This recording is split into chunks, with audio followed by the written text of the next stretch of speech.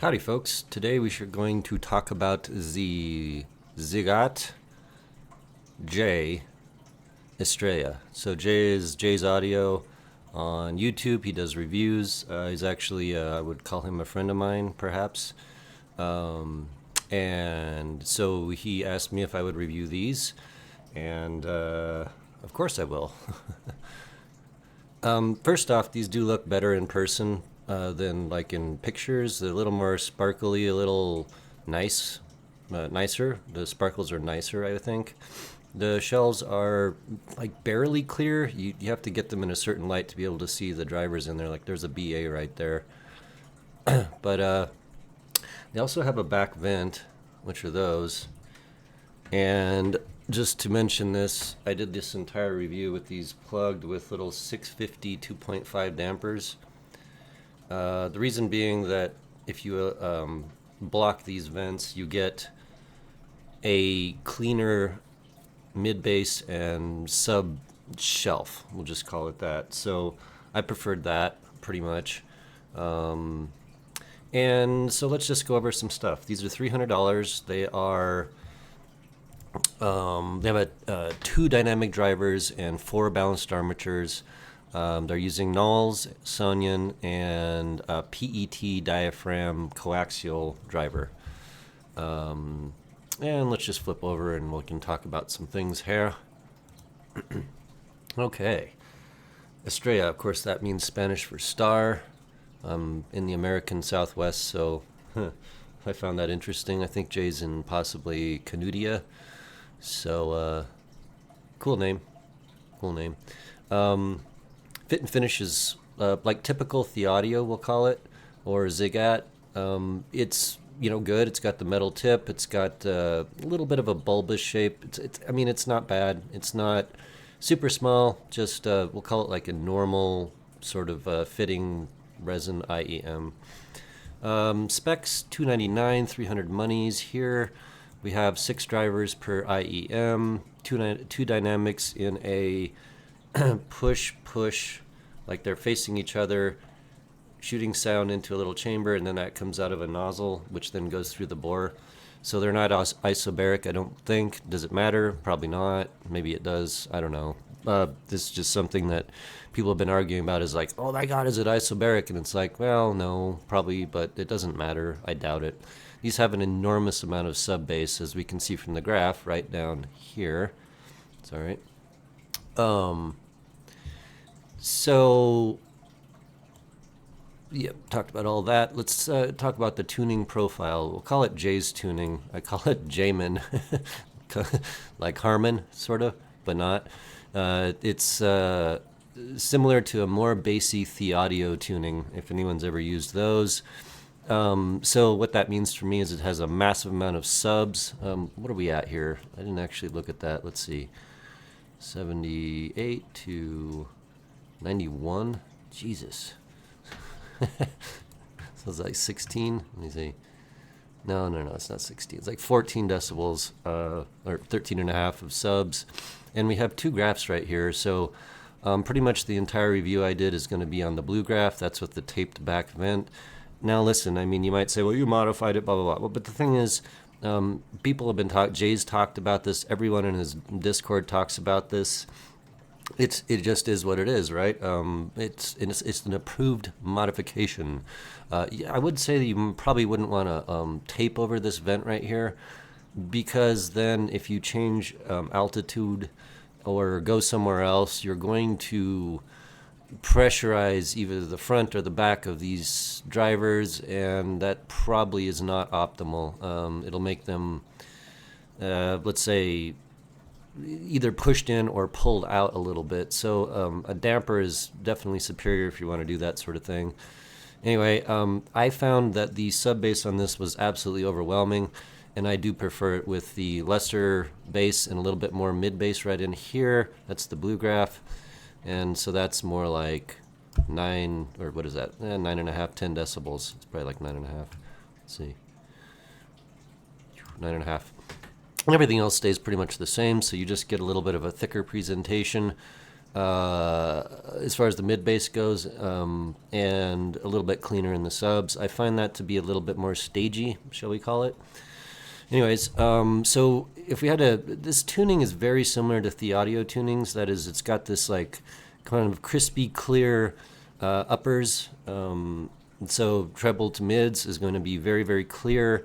I don't think Jay went over the top like the audio does sometimes, but it's definitely in that vein. So you could just think of it like a the audio that's essentially like half the price almost, and has more sub bass, and is actually tuned really, really well. Since I see, what is it, John Park tunes for Linsol, which is the audio, and Ziigaat is also a Linsol brand, then this would be something like a the audio that wasn't actually tuned by John Park, which is interesting just in and of itself. So it's not Harman. It's let's see, what are we at for ear gain here? Whoops. About 7.5 decibels. That's real nice. So it's not going to be shouty. It doesn't have that typical sort of V-shape, like sucked out mid-range that a lot of, the Theaudios have, in my opinion, and a lot of other tri-fi. So it doesn't have that. But it does have like somewhat of a V. You could almost call it a V just because it has so incredibly much sub bass. And then, whoops, God, I always do that. And this is kind of a W in the respect that we have this upper energy here. These are wide bore tips I use to graph this, so this could change a bit depending, but deal is basically it has quite a bit of energy above 10K, actually quite a bit, I think. Not out of the ballpark, but it's got some there. So possibly W, I don't know, whatever, the words don't matter, but you know, it's got that crispy, clear, incredibly sub-bassy type of tonality. It's got really rather nice staging, and we can talk about some other things. You know, obviously I did the entire review with the taped over vents on this just because I really like it a lot more. I think it shows off more of the mids and the treble and allows me to hear them better, and it probably would have been nice if there was like a little, I don't know, something that where you could adjust that without sticking something to the shell. Whatever, maybe that'll, you know, something can happen about that. Anyways, let's move on. So we're going to go down to our base rating of 8.5 out of 10. Good and a lot. So what I find is that this is a little bit, just a little bit. It's just a little bit bloaty and woofy, for lack of a better word, when there's that much subs going on, and I prefer it in the blue graph as shown down there. It's a little bit tighter, a little less woofy, things like that. It's not the best bass replay I've ever heard out of an IEM, but it's good and it works well for the signature. And I think that, you know, Jay did balance this by, if this is the stock tuning in red, then he balanced the amount of treble pretty well for the amount of sub bass. And I feel like if he were to tune this for the blue graph, then he might need to shave off a little tiny bit of the high mids here, like 4K, maybe a little bit of treble to balance that a little bit better. Just talking out, you know, talking about things that I might do. So yeah, that was a 650 2.5 damper over the vent, just in case anyone cares. You can get those. I prefer the extra tightness and a little bit more mid bass with the damper over there. So anyway, 8.5 out of 10 in bass. Mids we're going to give an 8 out of 10, and so when the mids hit on this, they really are nice, like super ultra nice, and it's definitely one of the better points of this IEM. I find that the mids, so if they were going to be between, I don't know, 300 and 900K, something in that range, 400, then these do really, really well. Vocals, instruments, they're fleshed out, organic, big sounding, very nice, very, very nice. But again, we're moving on to the treble areas here. I see, the thing is, this is not the kind of tuning for me. This is the kind of tuning for like most other audiophiles out there. They're going to appreciate the more crispy type of treble, more details, that sort of top of the line, very, very clear sort of upper end to this. That's not really what I'm going for. And really, this is kind of, it confused me about the Estrella, which is that I thought or understood that Jay really ran volume loud, like I run volume loud. Not all the time, but I do. And so I figured, well, these would be like something you need to pump the volume up to get the goods. And that's not at all what's going on. In fact, I would call these more like a medium to medium high volume set. And especially at stock tuning, then you're going to get a ton of bass and just really rather nice treble. And as you push the volume up, you're going to get a little bit, for me, got a little bit too much extra high mids and a little bit too extra treble. And after like 15 minutes, I start to become a little bit unhappy, a little fatigued. And so I expected something slightly different than that, but that's not what we got here. So 7.5 to 8.5. Depending on the track mix and probably my preferences for the day, just how my brain is working, things like that. I just wanted to be fair about that. I don't think I'm the right guy that this tuning is for, honestly. I prefer something more of a laid-back, chill atmosphere. These are really rather dynamic and bombastic and engaging, and I prefer something a little bit less of that generally when I'm listening to music. And then generally what I'll do is I'll turn the volume up if I want more, basically, just to say that. Anyway, just some interesting parts here. So moving on to some the more esoteric factors. Stage wideness, we're going to give a 7.5 to 8 out of 10. This is actually really, really good. The thing is that some people might go, well, it's not, up to the specs of the top of the line stuff where it's like ultra mega double wide, that like viscerally wide, sort of tonality. I don't think have that, but in return you get more 3D. And so it's a more fleshed out sort of three-dimensional staging versus just a really, really, really wide staging. So I appreciate that. So that's not a bad metric at all. In fact, 7.5 to 8 is really, really good. Especially for $300. So again, I think that it had to be that way to get the 3D factor on point. For some reason, I didn't put 3D in here. I'll just type it right here. 3D 8 to 8.5. Haha. Yeah, so when it hits, the 3D factor is really, really nice on this. It's not all the time, but it's very, very good. Imaging, we're going to give it 8 out of 10. Very good, however, I've heard better. And really what I mean is that it's not razor sharp imaging, which generally means you need push treble even more than what this has. It's a little bit more diffuse than razor sharp. Again, I like that. Razor sharp imaging just feels a little bit funky to me and generally screws up the tonality of the tuning just a bit. Anyway, 8 out of 10. Layering, we're going to give a 7.5 out of 10. And so this is the one part that I may complain a little bit about. I have heard other IEMs that layer much, much better than this, which with less drivers. I'm not going to go into that, but it's when you hear it, you hear it. I think for $300 though, this is doing really well. I would say that the other ones I've heard are going to cost more than this. So, get a little bit give or take, but still very good. Volume scaling, we're going to give a 7.5 out of 10. And again, I thought that would be a little bit better. I just thought Jay ran higher volume. But I would say that if you do bass heavy genres, that you can really run the volume fairly high on these, and they're going to blast your ears out. Tons of bass, very fun to listen to. Moving to genres, blues. And this is kind of, I thought possibly that the larger bass shelf was going to screw around with things again. I'm listening at the blue shelf here, and honestly, it wasn't. John Mayer just blew me away on these. Absolutely blew me away. I was just like, wow, that's something. And this is kind of what I realized as I was listening to things. Not necessarily every track is going to blow me away, but the ones where this hits, it's just like, holy shit, man. That's some of the best. That's like the best I've ever heard John Mayer, probably. Robert Cray, totally incredible. Stevie Ray Vaughan, a little bit less so. Stevie Ray Vaughan is, I don't know, it's a lot of live mix stuff, probably less good mixing, I suppose. So I preferred a little bit more meat on the guitars and a little bit less treble for that, but it was fine, pretty good. So blues is a go for sure. Classical was good to excellent, and again, I thought maybe that extra bass might, make certain instruments a little bit too bassy and things. Jay found a really nice middle ground for that, I think. But certainly this is not less of a clean replay and more of a fun replay for classical.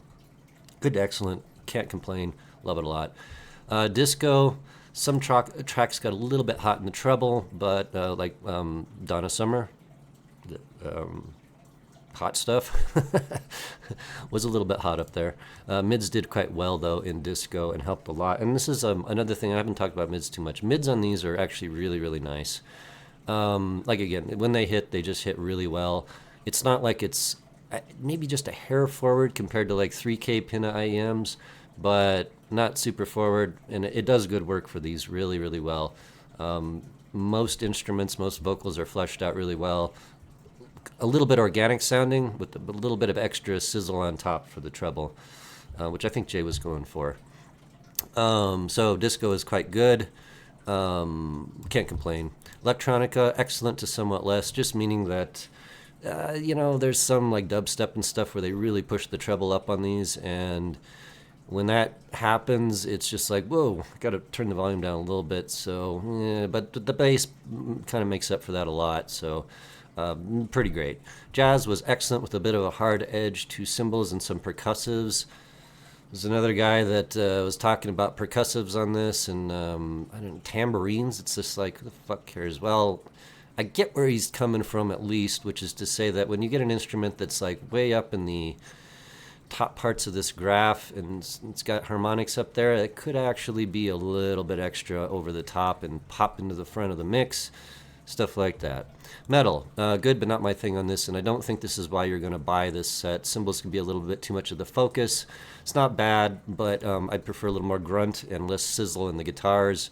So metal is a pass on this for me, but again, it's not bad. It's fine.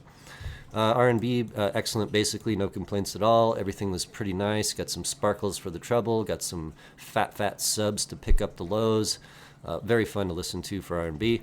Reggae was actually a no for this, and you might say, well, it's got a lot of bass. Yeah, well, reggae really does not like hot treble, and so cymbals were a little bit too much on tracks, a little bit of percussives again, a little bit too much, so wasn't my favorite for reggae, so I'm going to pass on that. Some tracks better than others, but in general, it just wasn't hitting the mark for me on that. No big deal, though. Rock, same problem with cymbals, too much focus on them, a little bit too much sizzle. And I prefer, I don't know, maybe a slightly flatter signature for rock. I'm not sure. I didn't really flesh that out, but not my favorite on this. I would say also that probably the people that would buy this, rock is not what you're going to buy it for, and probably I don't know, I don't think Jay actually listens to a lot of rock, in my opinion. I could be wrong. If I am, sorry, Jay. Soundtracks, absolutely excellent. Hella dynamic epicness on these guys. Bombastic, huge, epic feeling, just fan-fucking-tastic. Absolutely amazing. Vaporwave was excellent, absolutely excellent. There's a lot of tracks that have a lot of bass. These just, wow, really nice. A little bit of extra precise imaging may have pushed the 3D factors over the top a little bit, because Vaporwave has a lot of really cool effects. But it was really nice. Excellent. Can't complain. Very good. Vintage and Lounge was so-so. A little bit too much bass and treble for more chill type music. such as Buena Vista Social Club. I felt like that was just a little too hypey. Needed a little more chillness going on to really get that going on. So, conclusion. Jay does, in fact, know exactly what he made and how he made it and why he tuned it the way he made it. Many people have talked to him about this, and he's quite open with it. He describes Estrella as dynamic and engaging, and that's completely right, in my opinion. My nitpicks are I really like it with the vent mod, and I told you about that. And I do think that it has too much subs in general for most my general listening without the tape mod. So yeah, blah blah blah. However, I would say that Jay did in fact balance the tuning probably correctly for the amount of subs and the amount of extra treble. And it's not a tremendous amount of extra treble. It's just that it's the balancing act, right? So I think he did a good job on that for sure. I prefer less subs and less treble for a more organic playback, a little bit of a flatter signature. In general, which is more chill and a little less hyper engaging. I don't know whether it's just that I'm in the mood for like a more chill listen these days or something like that. But and this is definitely mood dependent and things. I listen to these for like a week, and some days are better than others for sure. Just probably depending on my mental mood. So just to mention that, I'm just a person, nothing special, and this probably applies to a lot of people. Some days you may be a little bit over the top. Some days they just may, hit the mark right on the money. Overall, I enjoyed the set a lot. Consider it like a The Audio with more bass. And for Jay tuning like his first IEM, good job, dude. I mean, like JP that does the rest of the Audios, he's been doing that forever. And so just to come out of the gate with a killer tuning is really good, man. Excellent achievement. $299 compared to the Monarchs and Oracles. Excellent price. I can't see why people wouldn't love it, other than possibly they just, the bass thing, and just tape it, or vent mod it. This IEM is not for me. It's not bad. It's very good. It's just not my cup of tea, shall we say. Stock, I'm gonna just say this. I think it's for bass head stock and for bass lovers at least. The vent mod, it's more acceptable for a larger range of music. That's just my opinion on that. Could be wrong. Other people can correct me. I did think that it would be better at high volume, but in fact, it's not really a super high volume set. Something like over 90 decibels can be a little bit much for me, and just a thing. And great IEM, and it's recommended for folks that like that kind of tuning, tons of bass. Not myself, but I didn't find any oddities in the timbre. And that is my review for Jay's Estrella. Great job, dude. I'm sure that this is going to be a well-loved set, and especially for the price, considering the Theaudios out there are a lot more expensive. Good fit, finish, everything else is solid on this. Packaging, I absolutely don't care about packaging. I think some people may whine and complain about the packaging being small and whatever, and I don't care. So, that's my review of Estrella. Thanks a lot. Talk to you on the next one.